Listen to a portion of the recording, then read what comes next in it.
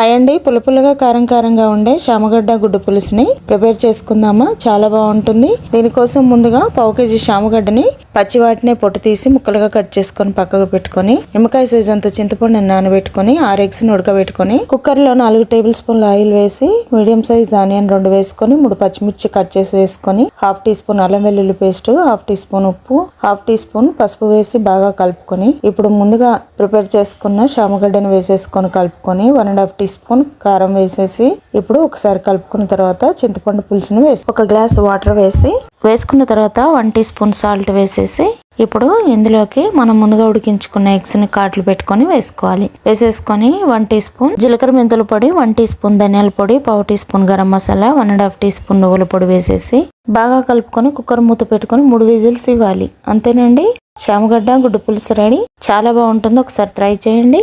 నచ్చితే లైక్ చేసి సబ్స్క్రైబ్ చేయండి. Thank you.